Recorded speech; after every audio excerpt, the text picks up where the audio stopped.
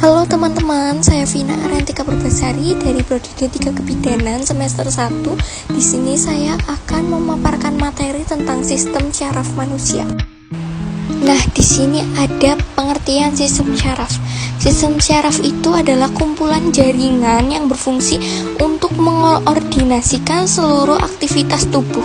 Di antaranya adalah berjalan, berbicara, menelan, berpikir, merespon keadaan darurat, dan mengingat. Nah, di sini ada ilustrasi bagian-bagian sel syaraf. Nah, di sini ada beberapa pengertian dari bagian-bagian sel syaraf. Yang pertama itu ada badan sel. Badan sel adalah bagian yang paling besar dari sel syaraf. Badan sel ini berfungsi untuk menerima rangsangan dari dendrit dan meneruskannya ke akson.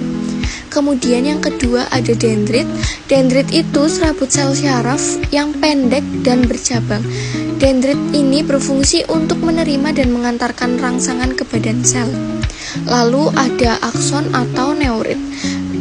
Akson ini merupakan serabut sel syaraf yang panjang yang merupakan perjuluran dari sitoplasma badan sel.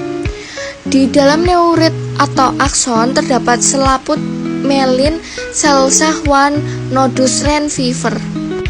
Kemudian yang keempat ada sinapsis. Sinapsis ini adalah pertemuan antara ujung neurit atau akson di sel syaraf satu dan ujung dendrit di sel syaraf lainnya. Nah, sistem syaraf ini fungsinya untuk menerima, mengolah, dan menanggapi rangsangan dari lingkungan sekitar. Kemudian ada macam-macam sel syaraf, yaitu diberikan menjadi dua. Yang pertama ada dari strukturnya dan berdasarkan fungsinya. Nah, kita ke bagian sel syaraf yang berdasarkan fungsinya ya. Yang pertama ini ada saraf sensorik. Saraf sensorik atau neuron sensorik itu juga dikenal sebagai sel saraf aferen yang bertanggung jawab untuk menerima rangsangan sensorik dari lingkungan eksternal atau organ-organ tubuh.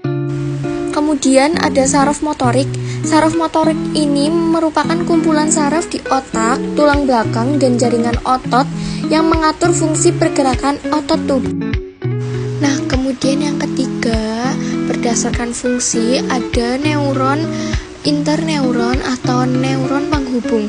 Neuron ini juga bisa disebut dengan neuron konektor yang berfungsi sebagai penghubung atau penyambung antara dua neuron tersebut dalam jaringan saraf sehingga memungkinkan koordinasi yang tepat antara neuron sensorik dan motorik.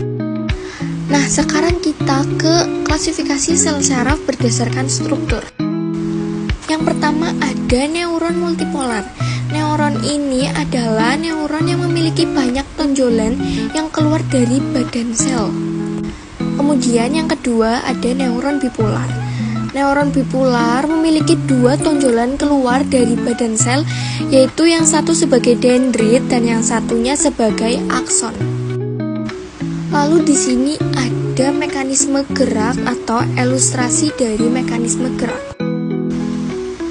Nah, pada sistem syaraf ini juga bisa mendapat kelainan seperti epilepsi, neuritis, dan Alzheimer, dan masih banyak lagi sebenarnya.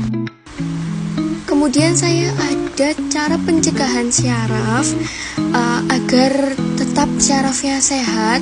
Saya punya beberapa tips atau cara. Yang pertama itu ada olahraga, lalu bisa meminum obat-obatan atau vitamin, lalu yang ketiga ada konsumsi makanan yang sehat, kemudian tidur yang cukup dan kelola stres Anda. Nah, begitu saja yang bisa saya sampaikan. Semoga bermanfaat ya. Terima kasih.